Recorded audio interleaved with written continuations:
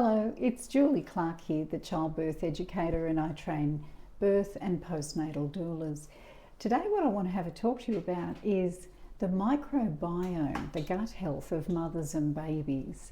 And what I'm going to do is just explain it to you fairly rapidly, the importance of the microbiome. So here we have a little baby, and I want you to imagine that the baby is being born, coming down the birth canal. So we're not looking at caesarean section with this at the moment, but normal birth. And as the baby moves down the birth canal, the baby is coated with fluid from the birth canal, and that fluid contains good vaginal bacteria.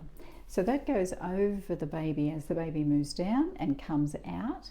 And when the baby comes up to mum and is skin to skin, the baby, of course, will begin to suck its fist. So it will actually do a swiping movement with its little hand and move that fluid into their own mouth.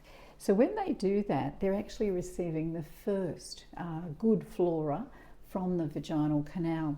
Next, the baby will begin to do what we call rooting around. So the baby will search for the breast, and the baby will, it's a strong reflex in the baby. So the baby will be looking for milk, and it'll be hungry. So here is a model of a breast, and the baby will come onto the breast. Now, one of the things that pregnant women will notice during their pregnancy is they've grown new lumps, if you like. They're called Montgomery's glands around the nipple area. So on the areola, and those are raised, and they will actually secrete an oil, and that sets up a skin flora for the baby. The baby will lick and taste, and the baby will receive that second layer of good bacteria from mum's areola.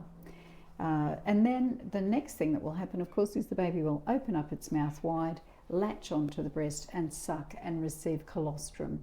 So the colostrum contains a tremendous amount of good bacteria, and that will all colonize in the baby's gut. So the vaginal flora, the skin flora, and then the colostrum all mix quite beautifully in the baby's gut, and that sets up the good gut flora for babies. So if a baby's born by caesarean section, then they don't have this happening at all.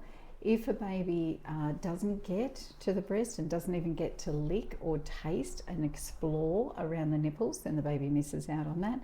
And if the baby doesn't get colostrum to start with, then the baby misses out on that as well. So they're important things for a doula to be aware of, so she can educate her client on the importance of the microbiome, setting up that good bacteria in the baby's gut for very good immunity, and to be able to process the next lot of breast milk that comes through.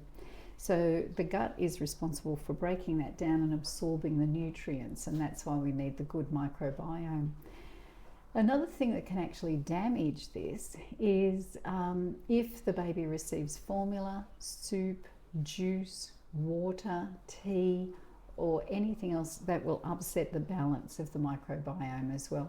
And we certainly don't want any of that to happen if it's at all possible to avoid those things.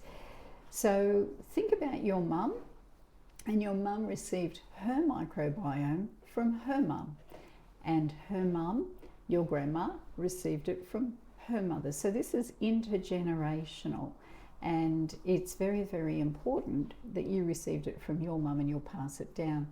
It is said with the latest research that if you are born by caesarean section, then of course it's upset the microbiome balance, but one of the ways of repairing that, or certainly dramatically improving that, is pure breast milk for the first 6 months of a baby's life. So not introducing any tea, formula, or juice or any other fluids, not upsetting that balance, but allowing that balance to be set up beautifully, just all breast milk. And then you can overcome, if you like, the side effect of caesarean section.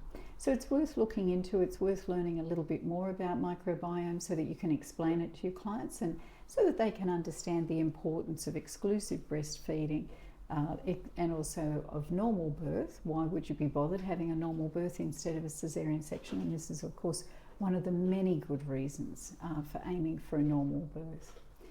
So there you have it, microbiome.